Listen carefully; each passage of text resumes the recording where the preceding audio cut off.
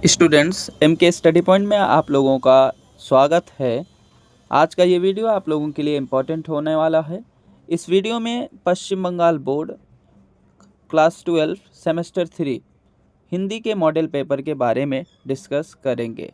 Model paper का set 1 है, ठीक है। टोटल 40 मार्क्स का पेपर जो सेमेस्टर 3 में आने वाला है उस पर हम बात करेंगे। अगर आप चैनल पे नए हैं तो चैनल को सब्सक्राइब कर लें और अगर वीडियो पसंद आए तो वीडियो को लाइक कर लें। क्वेश्चन नंबर 1, कबीरदास के दोहे किस भाषा में लिखे गए हैं? संस्कृत, अवधी, ब्रजभाषा, सदुक्कड़ी। तो इसका सही जवाब होगा सदुक्कड़ी। क्वेश्चन नंबर 2, कबीरदास के दोहे का प्रमुख उद्देश्य क्या है? मनोरंजन, भक्ति का प्रचार, सामाजिक सुधार, ऐतिहासिक जानकारी। ऑप्शन सी सामाजिक सुधार। क्वेश्चन नंबर 3, चलती चक्की देख के दिया कबीरा रोए का भाव है? मेहनत की महिमा, जीवन का द्वंद्व, आत्मज्ञान, प्रेम की गहराई। ऑप्शन बी जीवन का महत्व। तुलसीदास द्वारा रचित दोहावली में किस रस की प्रधानता है? श्रृंगार, करुण, भक्ति, हास्य। भक्ति। केवट प्रसंग में केवट की कौन सी भावना प्रमुख है? स्वार्थ, भय, सेवा और भक्ति, क्रोध। ऑप्शन सी सेवा और भक्ति। क्वेश्चन नंबर 6, केवट प्रसंग किस ग्रंथ से लिया गया है? विनय पत्रिका, रामचरितमानस, दोहावली, गीतावली। रामचरितमानस। रविन्द्रनाथ ठाकुर की शरत सुंदरी कविता का भाव है? प्रकृति के सौंदर्य का चित्रण, विद्रोह का आह्वान, देश प्रेम, धर्म आलोचना। प्रकृति के सौंदर्य का चित्रण। गीतांजलि किस भाषा में मूलतः लिखी गई थी?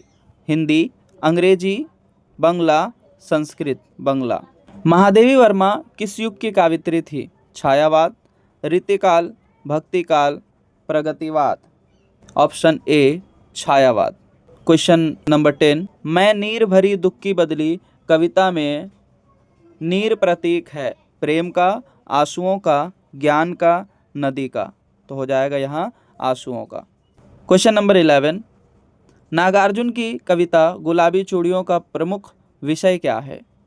शादी का उत्सव, बालिका की मासूमियत, स्त्री की पीड़ा और गरीबी। बाजार का वर्णन। स्त्री की पीड़ा और गरीबी। नागार्जुन की काव्य किस आंदोलन से प्रभावित है? छायावाद, प्रगतिवाद, भक्तिकार, श्रृंगारिक काव्य। ऑप्शन बी प्रगतिवाद। क्वेश्चन नंबर 13, एक लंबी कविता का अंत किस लेखक की रचना है?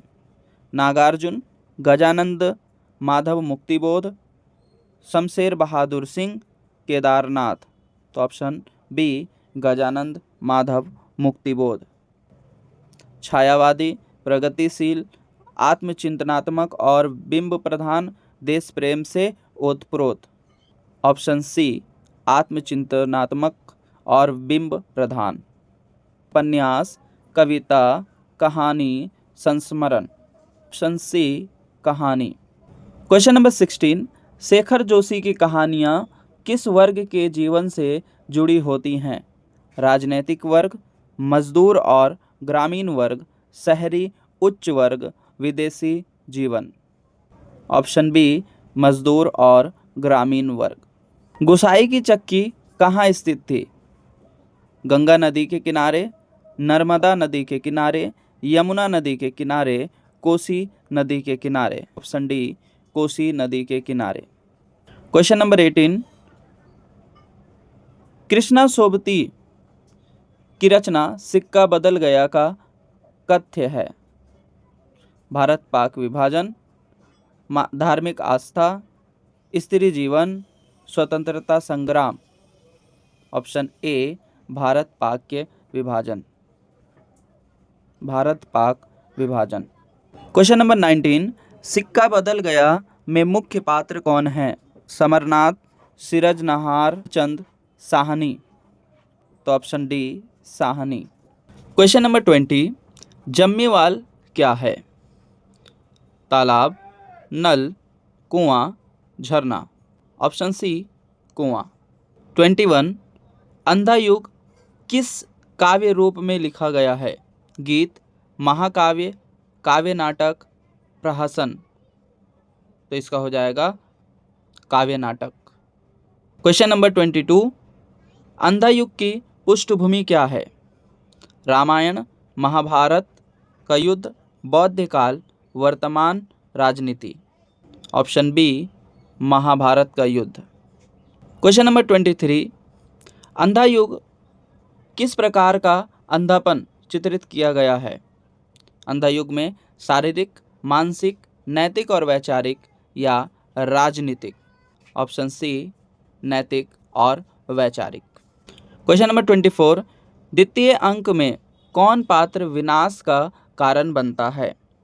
Dhritarashtra, Gandhari, Ashwatthama, Karna. Option C, Ashwatthama. Question number 25, Ashwatthama को क्या दंड मिलता है? ऑप्शन ए, मृत्यु, माफी, अमर होकर भटकने का श्राप, बंदी बना लिया जाता है। ऑप्शन सी, अमर होकर भटकने का श्राप। तो स्टूडेंट्स यहाँ पर लिखा हुआ है, निम्नलिखित गद्यांश का ध्यानपूर्वक पढ़कर नीचे दिए गए बहुविकल्पीय प्रश्नों का सही विकल्प चुनकर लिखें। लिखा हुआ, भारत मेरा देश है, यह विभिन्न भाषाओं, धर्मों और संस्कृतियों का संगम है। यहाँ की प्राकृतिक विविधता और सांस्कृतिक एकता इसकी पहचान है। हिमालय की बर्फीली चोटियों, गंगा यमुना की पावन नदियों और दक्षिण के समुद्री तट पर इसकी सुंदरता को और बढ़ाता है। यहाँ के नागरिक अनेकता में एकता का परिचय देते हैं। मुझे अपने देश पर गर्व है। तो यानी इस तरह से हमें 25 क्वेश्चंस के बाद एक पैसेज मिलेगा छोटा सा, और उसको पढ़ करके बाकी हमें 5 क्वेश्चंस वहाँ से दिए जाएंगे। तो देखते हैं स्टूडेंट्स कि नीचे क्वेश्चंस क्या दिए गए हैं। क्वेश्चन नंबर 26, भारत को किस रूप में प्रस्तुत किया गया है? यानी ये जो सवाल है आपके ऊपर लिखे हुए जो गद्य थे उससे है। तो भारत को किस रूप में प्रस्तुत किया गया है? एक धार्मिक देश, एक युद्ध प्रिय देश, भाषाओं, धर्मों और संस्कृतियों का संगम और एक आर्थिक राष्ट्र। तो हो जाएगा ऑप्शन सी, भाषाओं, धर्मों और संस्कृतियों का संगम। क्वेश्चन नंबर 27, गद्यांश के अनुसार भारत की पहचान क्या है? तकनीकी विकास, प्राकृतिक विविधता और सांस्कृतिक एकता, राजनीतिक स्थिरता और सैनिक शक्ति। ऑप्शन बी, प्राकृतिक विविधता और सांस्कृतिक एकता। क्वेश्चन नंबर 28, भारत की कौन सी नदियां गद्यांश में उल्लेखित हैं?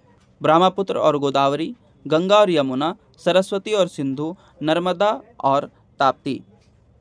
ऑप्शन बी, गंगा और यमुना।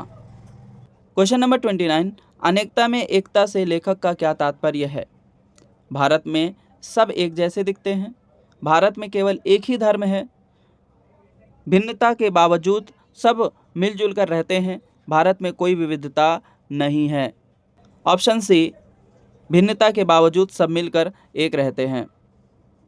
क्वेश्चन नंबर 30, लेखक ने अपने देश के प्रति कौन सी भावना प्रकट की है? निराशा, गर्व, चिंता, घृणा। ऑप्शन बी, गर्व। सूर्योदय शब्द में कौन सी संधि है? अयादि संधि, दीर्घ संधि, गुण संधि, वृद्धि संधि। तो सूर्योदय में आपका हो जाएगा ऑप्शन सी, गुण संधि। क्वेश्चन नंबर 32, दशांश में कौन सा समास है? बहुब्रीहि समास, अविभाव समास, तत्पुरुष समास, द्विगु समास। ऑप्शन डी, द्विगु समास। क्वेश्चन नंबर 33, नीचे दिए गए वाक्यों में से कौन सा शुद्ध है? उसने मुझसे कहा कि मैं कल आया था, यहाँ ये गलत है। उसने मुझसे कहे कि वह कल, ये गलत है। उसने मुझसे कहा कि वह कल आया था, उसने मुझसे कहा कि मैं कल आएगा। तो ऑप्शन सी, उसने मुझसे कहा कि वह कल आया था। क्वेश्चन नंबर 34, सीता ने रोटी खाई, इस वाक्य को कर्मवाच्य में बदलिए। जबकि आपके सिलेबस में वाच्य नहीं है तो इसका जवाब हो जाएगा रोटी सीता द्वारा खाई गई। क्वेश्चन नंबर 35, हाथ पैर फूलना मुहावरे का सही अर्थ क्या है? डर के कारण घबराना, आलस्य करना, क्रोधित होना, यक जाना। ऑप्शन ए डर के कारण घबराना। क्वेश्चन नंबर 36, यहाँ से स्टार्ट हो जाता है आप लोगों का पारिभाषिक शब्दावली। फिक्स्ड डिपॉजिट का हिंदी में सही अर्थ क्या है? चल निधि, बचत खाता, सावधि जमा, ऋण खाता। ऑप्शन सी सावधि जमा। क्वेश्चन नंबर 37, गारंटी शब्द का सही हिंदी अनुवाद क्या है? गिरवी, प्रत्याभूति, वसूली, नवीकरण। ऑप्शन बी प्रत्याभूति। क्वेश्चन नंबर 38, मॉर्गेज शब्द का प्रयोग किस प्रक्रिया के लिए किया जाता है? ऋण वसूली के लिए, वस्त्र व्यापार में, गिरवी रखने के लिए, बॉन्ड जारी करने के लिए। ऑप्शन सी गिरवी रखने के लिए। क्वेश्चन नंबर 39, निम्नलिखित में से कौन सा शब्द वित्तीय लेन देन से संबंधित नहीं है? Option C output. Question number 40, moratorium शब्द का सही हिंदी अर्थ क्या है? ऋण समाप्ति, भुगतान स्थगन, मूल्य वृद्धि, पुनर्निवेश। ऑप्शन बी भुगतान स्थगन। तो बच्चों, इसी के साथ हमारा जो मॉडल पेपर है हम लोग देख चुके हैं कि इसमें किस तरह से सवाल आने वाले हैं। टोटल 10 क्वेश्चन हमें मिलेंगे कविता से, 10 मिलेंगे कहानी से, 5 मिलेगा नाटक से और 5 मिल जाएगा अनसीन पैसेज जो दिया रहेगा अपठित गद्यांश, 5 मिल जाएगा ग्रामर से और 5 मिल जाएगा पारिभाषिक शब्दावली से। टोटल हो जाएंगे 40। ओके स्टूडेंट्स, उम्मीद है वीडियो पसंद आया होगा। अगर वीडियो पसंद आया तो लाइक करें, चैनल पे नए हैं तो सब्सक्राइब कर लें और कोई डाउट है तो कमेंट ज़रूर करें। धन्यवाद।